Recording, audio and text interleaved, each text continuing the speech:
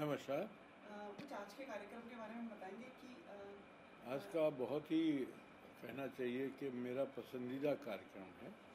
सुरेश वाडकर जी बहुत सालों से अपने गुरु के प्रति जो उनकी भावना है, हमारे आने वाली पीढ़ियों को सीखने की बहुत आवश्यकता है कि गुरु भक्ति से क्या उसका परिणाम होता है और गुरु भक्ति से लोग कितना सीख पाते हैं और कितना उसके बारे में नॉलेज उनको मिलता है, ये बहुत बड़ी बात है।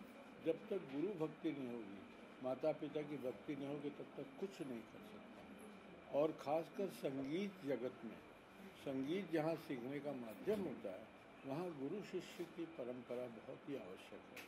गुरु के प्रति एक भावना होती है कि बच्चा देखता है कि गुरु कैसे उठते हैं, पूजा करते हैं, योग करते हैं, उसके बाद संगीत लेके बैठते हैं, फिर कुछ खाते हैं, फिर पूजा करते हैं। ये सारी चीज़ें बहुत बच्चों को हेल्प करती हैं। आजकल जो आने वाली पीढ़ियाँ हैं और आजकल हमारे विदेशी लोगों को इतना लगाव हो गया है संगीत के प्रति, भारतीय संगीत के प्रति, कि वो संगीत के माध्यम से आते हैं यहाँ भारत में और फिर यहाँ के भारतीय बन जाते हैं। तो वो उसका कारण है संगीत। यहाँ आके वो पैजामा कुर्ता पहनने लगते हैं, दाढ़ी बढ़ा लेते हैं, बाल बढ़ा लेते हैं, पूजा करते हैं, हाथ से खाना खाते हैं, चप्पल उतार के बाहर आते हैं और प्रणाम करते हैं। कितनी बड़ी बात है। तो इसका जो महत्व है भारत में जितना है, सभी जगह है, लेकिन भारत एक अनोखी जगह है। तो यहाँ पर जितना महत्व उनको मिलता है संगीत के द्वारा, वो शायद कहीं मिलता है।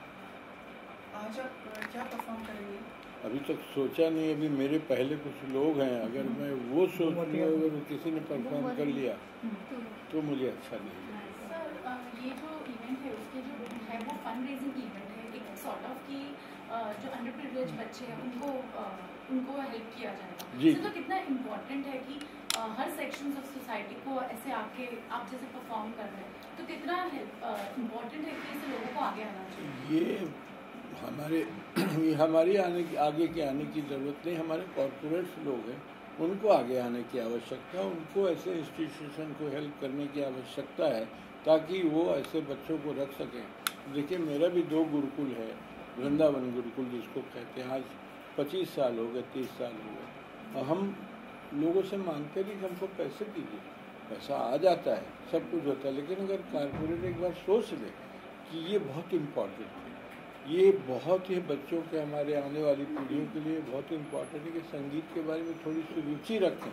ये ज़रूरी नहीं कि गाना बजाना ही करना आवश्यक है, लेकिन अगर रुचि भी रहे तो एक भारत के जो विचार हैं, जो भारतीय लोगों के विचार, उसमें बहुत चेंजेस होगा। लड़ाई झगड़ा बंद हो जाएगा। आज सुनते हैं, पेपर में पढ़ते हैं, यहाँ मार दिया, वहाँ कर दिया। अरे संगीत करो तो सब भूल जाओगे, सब बातें पीछे चली जाएंगी। तो ये हमारे कॉर्पोरेट लोग हैं, बहुत सारे कॉर्पोरेशन को भी हेल्प करते हैं, सभी को हेल्प करते हैं, लेकिन ऐसा सब मिल के आगे आ जाएंगे तो जाहिर है कि बहुत इस क्षेत्र में बहुत ही उन्नति। जैसे हमारे भारतीय संगीत विदेशों में जाके परफॉर्म करते हैं, वहाँ के लोग यहाँ आके परफॉर्म कर रहे हैं आजकल, उसको आप कैसे देखते हैं? बहुत अच्छी बात है। हम सब एक हो जाते हैं जब हम स्टेज पे मिलते हैं, वहाँ हो चाहे यहाँ हो, दुनिया सब वही है, सब रोड सब समान है, आकाश सबका एक है, सूर्य भी सब जगह निकलता है और चंद्रमा भी सब जगह है। सिर्फ हमारे उनके भाषा में थोड़ी फ़र्क है और खाना पीने में फ़र्क है। बाकी तो वो भी बहुत अच्छे कलाकार वहाँ भी है, यहाँ भी हम लोग मिलते हैं तो हम एक हो जाते हैं। वो हम फ्रेंच नहीं समझते हो सकता है, लेकिन वो हिंदी भी नहीं समझते ना, लेकिन हम स्वरों के द्वारा बात कर लेते हैं और बहुत अच्छा उनसे हमको उनसे बहुत कुछ सीखने को मिलता है। और हो सकता है हमारी कला को भी कुछ सीखते और अपने देश में जाकर उसका प्रचार करते हैं। जैसे सर अभी जस्टिन बीबर आए थे यहाँ पे परफॉर्म करने, इसमें कोल्ड प्ले आई थी, ये आप एक सही कदम मानते हैं कि इस तरह के आर्टिस्ट भारत में आके पॉप आने देना, क्यों बुरा क्या है? वो क्या हम लोगों को कुछ ख़राब करके जाते हैं? आते हैं, अपना कार्यक्रम देते हैं, चले जाते हैं। यहाँ रहते तो नहीं ना। तो हमारे वो जो मेहमान हैं उनको अच्छी तरीके से हमको वेलकम करना चाहिए। गाना कुछ भी गाए, हो सकता है आपको नहीं अच्छा लगता, हमको अच्छा लगता, तो उनके ऊपर डाल देना चाहिए। अब कुछ लोग होते हैं जो गज़ल नहीं सुनते हैं, अब बोलेंगे नहीं साहब ये म्यूज़िक अच्छा नहीं लगता, हो सकता है शास्त्रीय संगीत सुनते हैं या लोक धुन सुनते हैं, तो ये उनके ऊपर डाल देना चाहिए। और जो आते हैं तो बहुत बड़ी बात है, कमाना चाहते हैं। लोग हमसे बोलते हैं कि मुझे भारत जाना है, भारत जाना है, ये अच्छी बात है। हम लोग भी जाना चाहते हैं, हमारे बच्चे भी जाना चाहते हैं कि मैं भी जाऊँगा विदेश, देखूँगा वहाँ के लोगों को देखूँगा। और देखिए श्रोतागण तो सब एक ही तरीके के होते हैं, वो संगीत का आनंद उठाते हैं, इसलिए कहाँ कहाँ से बेचारे ड्राइव करके आते हैं, सुनते हैं और कलाकार को प्रोत्साहन देते हैं। ये तो बहुत बड़ी बात है। आपने कुछ ऐसा सोचा है कि अपने जीवन के ऊपर कोई किताब लिखने के लिए? या बहुत सारी किताबें हैं मेरे नाम में तो खुद की बायोग्राफी, ऑटोबायोग्राफी है, यही तो बात है। और कितने सालों से एक है उमा वासुदेव, जिन्होंने इंदिरा जी के ऊपर लिखी थी, पहली किताब उन्होंने मेरे ऊपर लिखी, मेरी बायोग्राफी। और उसके बाद एक और है हमारे कलकत्ते के, उन्होंने दूसरी किताब लिखी। वैसे हैं बहुत सी किताबें हैं, डॉक्यूमेंट्री, लेकिन उसका बच्चों आपको बच्चे पढ़ते हैं तो उसका बहुत लाभ होता है। हमको जानते हैं, हमारी कला को जानते हैं, हमारे वाद्य को जानते हैं, तो अच्छी बात। जब स्कूल वगैरह में जाते हैं परफॉर्मेंस करने तो बच्चों को सब मालूम है। चाहोगे कि बने आपकी बायोग्राफी के ऊपर?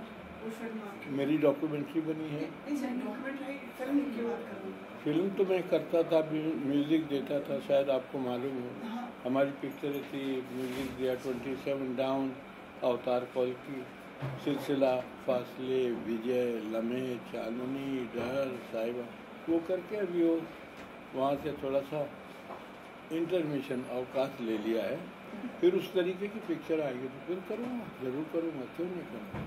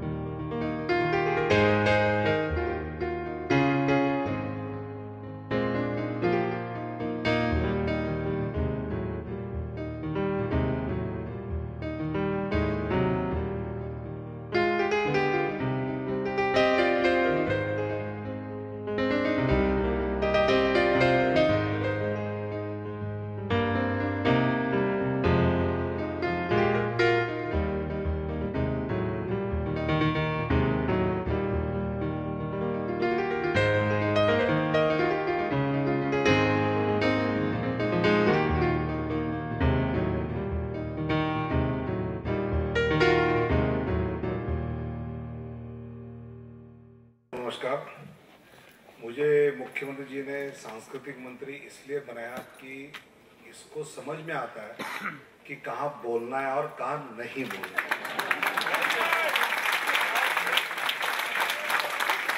This is the only quality of me becoming the cultural minister.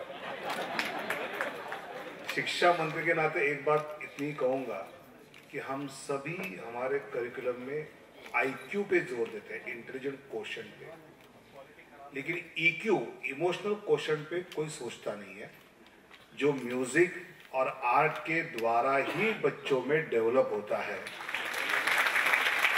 और सरकार की ओर से बच्चों का ये EQ, इमोशनल क्वोशंट कैसे विकसित हो म्यूजिक और आर्ट के द्वारा, इसका मैं विचार करके जल्द ही उस बारे में हम कुछ शुरू करने जा रहे हैं। इतना ही कहता हूँ, बहुत बहुत धन्यवाद। सर, आपको बधाई। ये कार्यक्रम आयोजित करने के लिए कुछ थोड़ी रूपरेखा बताएंगे आप इस कार्यक्रम? ये 100वां साल है मेरे गुरुजी के जन्म दिवस का। 15 मई उनका जन्म दिवस होता है और 100 साल पूरे हो रहे हैं, तो इस पूरे साल में अलग अलग प्रोग्राम्स होंगे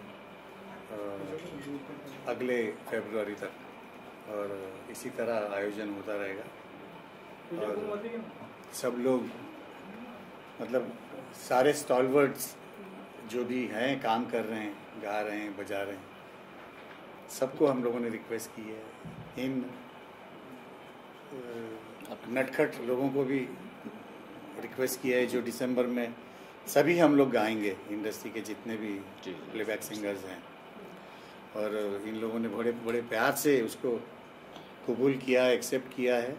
ये बहुत इनका बड़प्पन है। और सोनू तो मेरा बेटा ही है और बहुत प्यार करता है, हमारे हर सुख दुख में साथ में होता है, जैसे कि हम भी होते हैं। और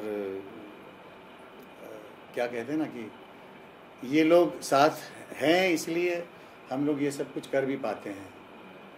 तो इनका प्यार है, यही ऐसे ही प्यार हमारा चलता रहेगा। सुनो, आज कुछ परफॉर्म करेंगे या मतलब आज सिर्फ आप प्रोत्साहन के लिए आए? नहीं, आज जो इस एक्चुअली आजीवासन जो एक मैं कहूँगा एक तरह से संगीत का आश्रम ही हो गया, जिसमें संगीत को किस तरीके से आत्मसात करना चाहिए वो सिखाया जाता है। और ये भी परंपरा है, इनके गुरुजी ने इनको जिस तरह से संभाला पाला, इनको दिया, वैसे ही ये अपने बच्चों को दे रहे हैं। और कुछ इनसे सामने बैठ के सीखे हैं, हम इनको सुन के सीखे हैं, तो हम भी इनके स्टूडेंट हुए। सो हम तो बेसिकली यहाँ पे अपने गुरु के सेंटेंस निभाने के लिए आए हुए हैं। तो हमारे लिए तो वो डबल गुरु हो गए, इनके गुरु तो हमारे डबल गुरु हो गए। और हमारी मतलब इस समय आज जो है, आज बहुत बड़े जो लोग आज परफॉर्म कर रहे हैं उनके सामने बट सुन ही सकते हैं, बस उनके साथ में उस स्टेज पे गा नहीं सकते।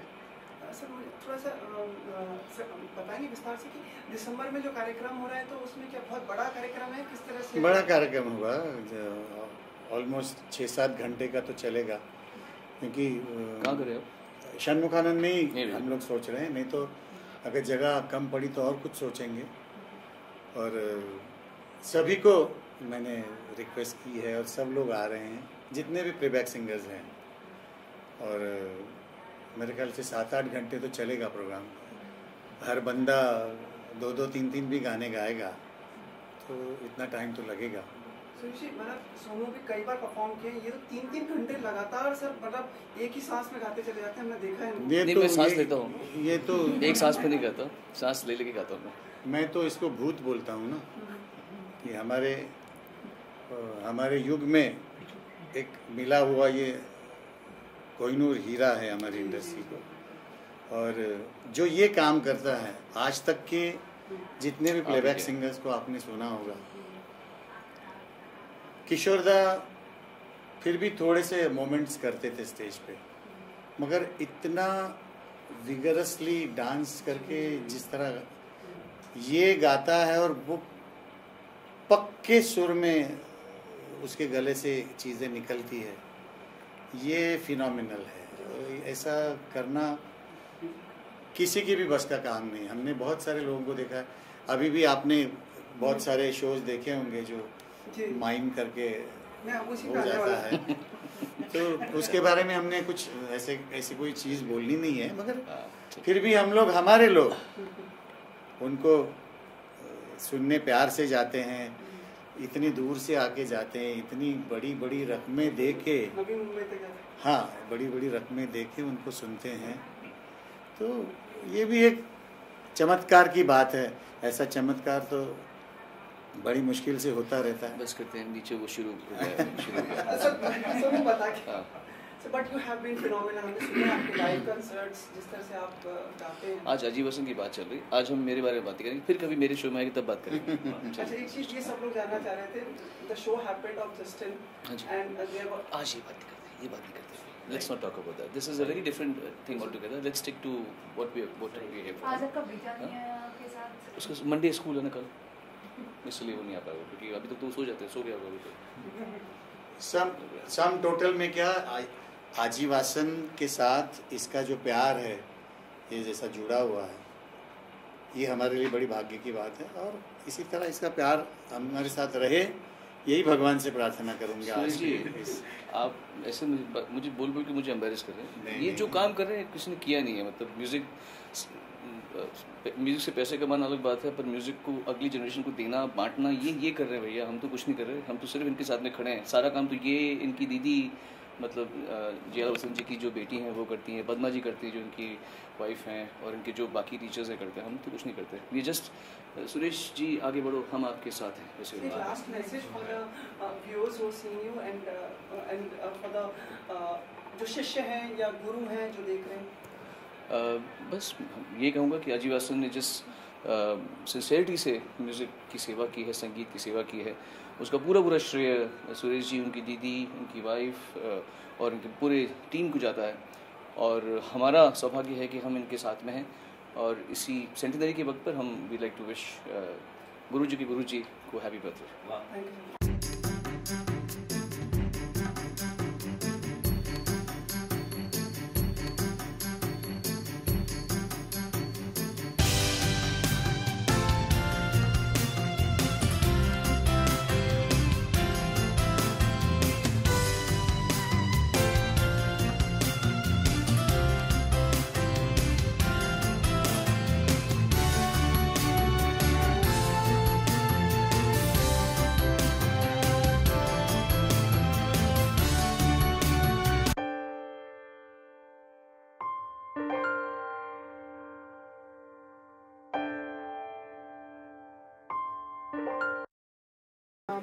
Splendid performance by you. Thank you so much.